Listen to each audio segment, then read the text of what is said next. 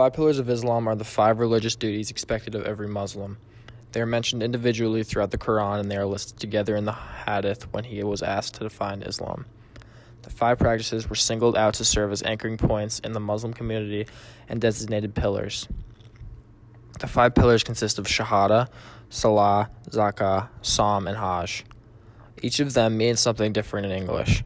Fulfillment of the five pillars is believed to bring rewards both in this life and in the afterlife. Shahada is the first of the five pillars. It expresses the two most basic beliefs of Muslim.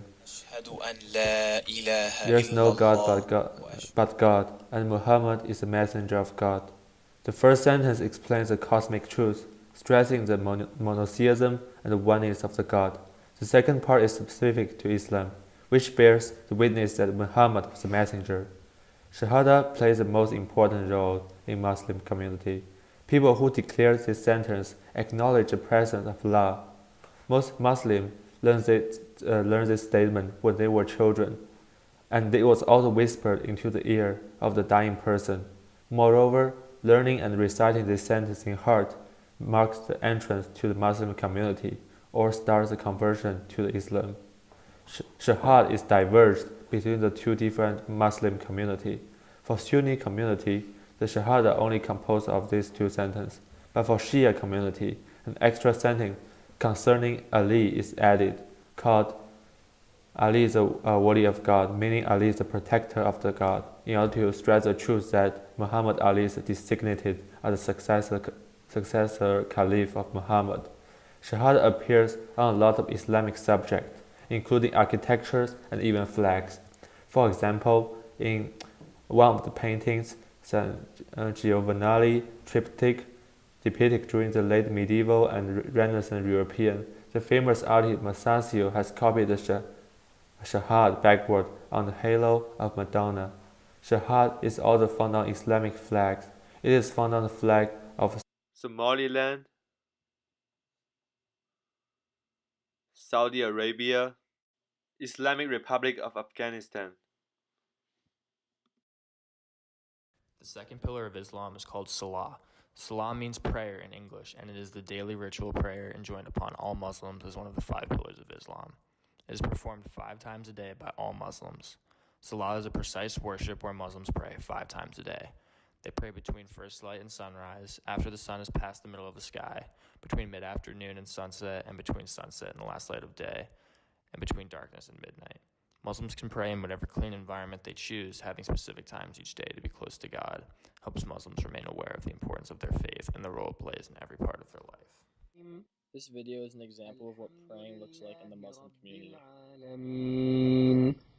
الرحمن الرحيم مالك يوم الدين إياك نعبد وإياك نستعين. Muslims believe that giving alms to others purifies their own wealth, increase their personal value, and cause Muslims to believe that everything they have comes from the God. Aside from required zakah, Muslims are also recommended to give voluntary charity at any time in any amount. The act is called sadaqah. Moreover, the form of zakah is not only money. It can be given in other forms of such as food, land, and domesticated animals. For example, Sadaqah al-Fitr is a amount of food given to the charity at the end of Ramadan. There are 8 specific categories of people that receive zakah. The first one is for poor people. It is for those who have few belongings. The second one is for destitute people who have absolute nothing. The third one is for zakat collectors. It is given for the work in collecting and distributing zakah. The fourth one is for Muslim converters, for those who may estranged from their families and is in need of help. The fifth one is for slaves. It is given to free them from slavery in times or places where slavery has existed. The sixth one is for debtors, to help them free from insurmountable debts. The seventh one is for those who are working in the path of Allah, for soldiers fighting a just war to defend the Muslim community. The last one is for wayfarers who are stranded during their travels.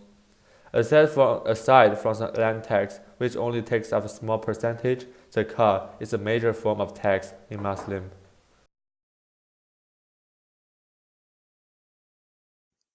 Now to demonstrate this, let's have brother Adam and brother Yusuf, and let's give them both 30k a year. Now brother Adam, he is a family man, wife and 2 kids, lives in a beautiful 2-bedroom house. And brother Yusuf, he's a single brother who lives in a 1-bedroom apartment, and mashallah likes to go on a holiday a couple of times a year. Now how does tax affect both these brothers? Well, as they both earn the same amount, they'll both pay the same amount of tax. 7.5k is taken a year from each of their incomes. So how does this affect each brother? Well, brother Yusuf has a single lifestyle and therefore smaller expenses, like a 1-bedroom flat, so he will still have plenty of money left over after expenses and can easily afford the 7.5k in tax, and still go on holiday twice a year, so mashallah, he's good and sorted.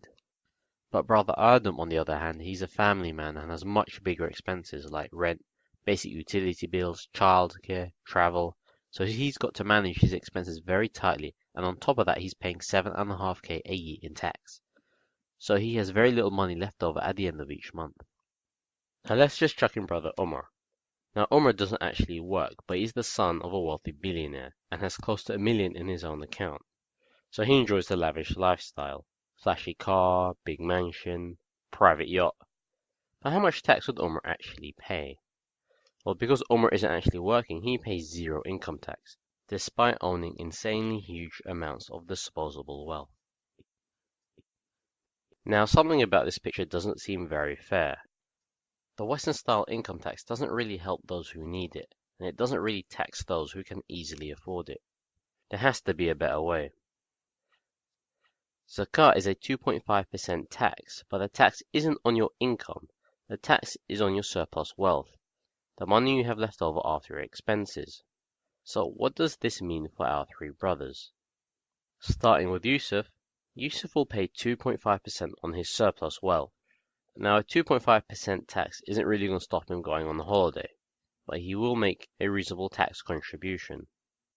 Brother Adam, on the other hand, he still has many expenses and will have little left over at the end of each month. Therefore, he doesn't really have any surplus. So brother Adam will pay no tax, and that will allow him to use a full 30k from his income to support his family. MashaAllah. And what about brother Umar? Well, brother Umar has huge amounts of disposable wealth. And while losing 2.5% of that wealth to tax isn't really going to put a dent in his lifestyle, the amount he pays in tax would really help the rest of society. And the more wealth he accumulates over time, the more tax he pays. If Umar had $1 billion in surplus wealth, he would pay 25 million in tax. Alhamdulillah. And that's why zakat is dynamically fair. The 4th pillar of Islam is called Sawm or fasting. It is really known as the fast of Ramadan. It occurs once each year during the 9th lunar month. It is always the 9th month of the Islamic calendar. Fasting helps Muslims develop self-control and gain a better understanding of God's gifts and greater compassion towards the deprived. Fasting in Islam involves avoiding all bodily pleasures from dawn until sunset. Not only is food forbidden, but also any sexual activity. All things that are prohibited are even more prohibited than they usually are due to its sacredness. Each and every moment during the fast, a person forgets about their passions and desires in loving obedience to God. This helps strengthen your Muslim faith, and it helps you gain self-control. Someone who can avoid permissible things like food and drink is likely to feel conscious of his sins. In Islam, fasting is about stopping eating, drinking, and sexual intercourse from dawn to sunset. With dawn, we mean when the light appears in the horizon in the morning, first time, and with sunset, we mean when the sun sets upon the horizon. So Muslims not only stop eating, drinking, and sexual intercourse, but they're also supposed to have an inner form of fasting and their behaviors as well. Prophet Muhammad, peace be upon him, said that when a person gives up, if a person does not give up lying or acting on lies, God does not need them giving up eating and drinking, basically. So as Muslims, we are meant to really improve our behaviors and inner thoughts when we're fasting. Because we have two sides to ourselves. One is the physical base aspect, which is the basis of desires, earthly desires and pleasures, and satisfying the senses. And the other aspect is our spiritual, the angelic side. Just as we need to control the base earthly side in order to elevate ourselves to be angelic. You know, angels don't eat, don't drink, and they have pure thoughts. So that's how we are meant to be, at least temporarily during fasting. And when Muslims repeat that for 30 days in a row, they get the habit of thinking good, acting good, and controlling themselves.